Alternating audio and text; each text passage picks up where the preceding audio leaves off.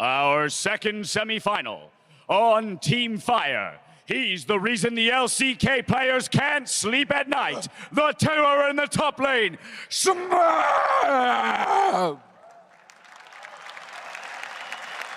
Y jugando para el equipo hielo. Llegó a España como jugador profesional, pero cuando se vaya estará en la lista de los asesinos más buscados por la Interpol. Es Maple.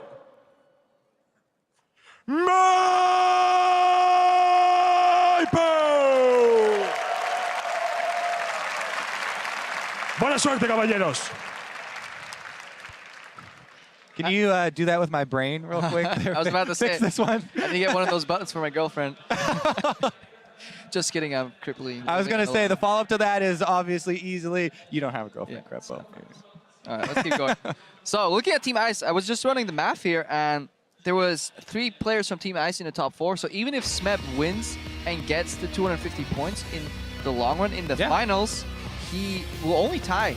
It'll be 250 for Ice, 250 for Fire. However, if somebody takes down Smeb, it's going to be looking fantastic for the Team Ice players in the overall scope of All-Stars. Plus, a lot of the players have talked about it. In the 1 versus 1 mode, almost none of them care about the team factor. That this is almost all about personal glory. It's literally 1 versus 1.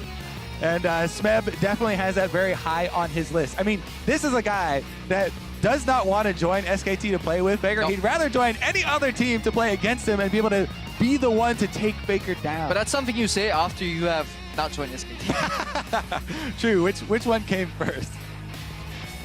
Did he get his invitation? Meanwhile, though, Maple has been one of the mid laners. You talk about, I mean, we talk about Faker a little bit. This guy has been so close to that echelon. He's always been a top tier, definitely world caliber. He did just take down Mata in the famed Yasuo 1v1. So he's just so pleasant to watch, and it's kind of a guaranteed seal of approval you get when you watch a Maple game. You know he's going to do at least something nice. He's always kind of average at worst is like the best way to describe Maple for me, but very often, very much so beyond average. He's still waiting for his pick. Smeb this time doesn't lock in. He's learned. I can actually wait for a while. They can see my picks on the screen. Quinn Hover here to start it off, but we do expect style, right, for both of these guys. I've heard about Mordekaiser, by the way. Oh, have you? Did you know no dragon on this map? Damn it. So, shoot, I forgot about that one. Oh, there we go. They already locked those ones in pretty quick, though.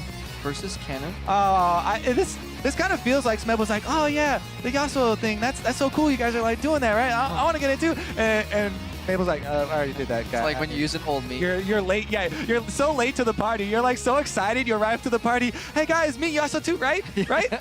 Guys, I can play Yasuo. Guys, Mirror match. Yasuo.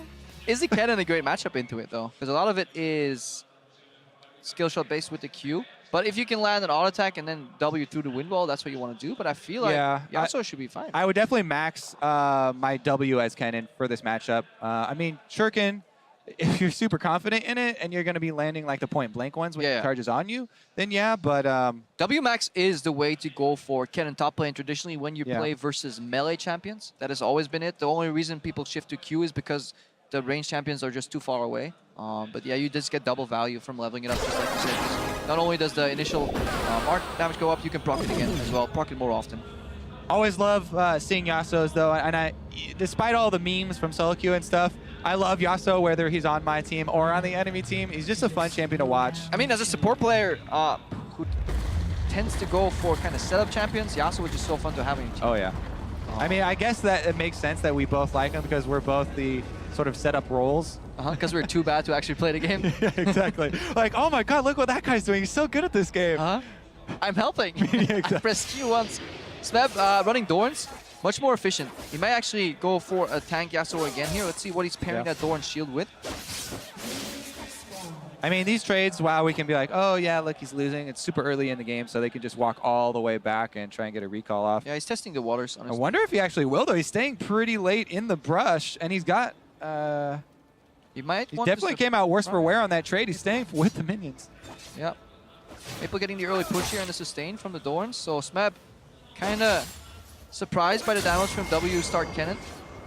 Procs a shield immediately as well. That's good. That one auto attack from Maple depletes the shield for Smeb, putting him behind again. Definitely was one of the good changes they made to Yasuo when they were looking for ways to nerf him. I like that they nerfed the time where the shield has to charge back up.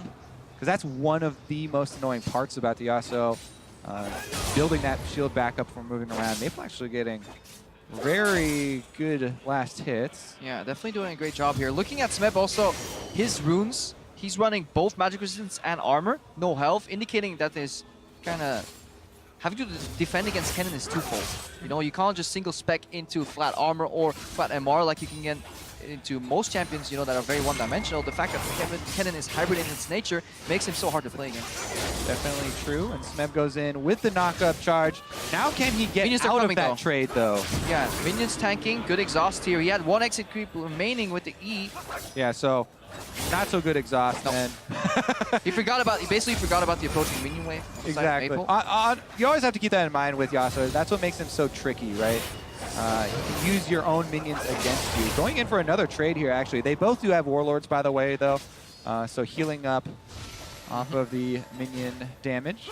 And it's definitely W max Kennen because there's 29% attack speed on the side of Maple. So he really just wants to repetitively auto those minions like we've been seeing, generate that CS. He may drop a couple because his AD isn't as high, but he wants to control the wave and as many of these procs as he can to then stun Smeb as he goes in.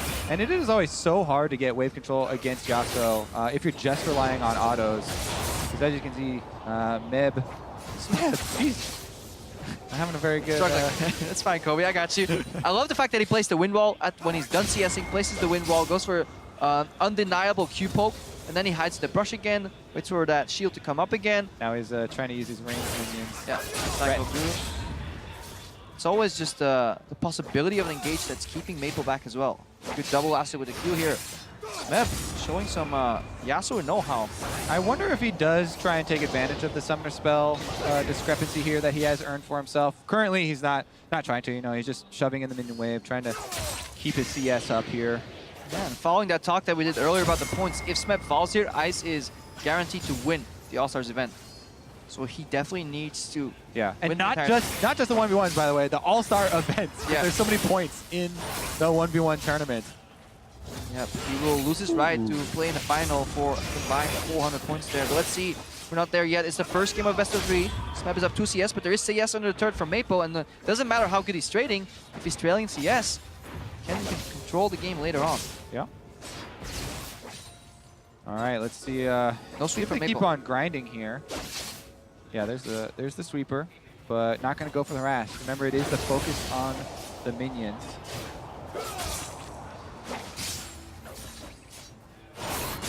Almost like hypnotizing. We're just watching the screen. Well, because I'm going through the plan, right? What's the plan? I'm trying to get into Smeb's head, and it's too difficult because You don't speak Korean. I'm not exactly. Oh no, actually, I got in the head. Now I just have to figure out what he's saying in there.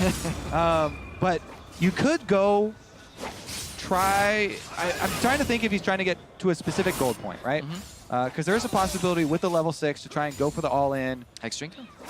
Hex Drinker is the obvious choice. I'm trying to think because there's not really any other super big spiking item.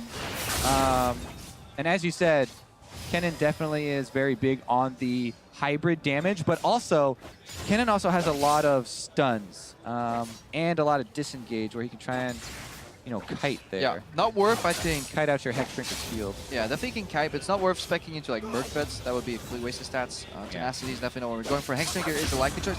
I think Smeb's just waiting for a moment where he can push the wave hard enough that he has a good base timing. Yeah. He is actually no longer trailing on CS. Every time he pushes under turret, there is the risk of Maple losing some CS. A good sidestep, hides behind the range when he needs to, then goes for the brush. Good trade, wind wall to deny auto Q. Really well played by Smeb as he has the shield on the backhand.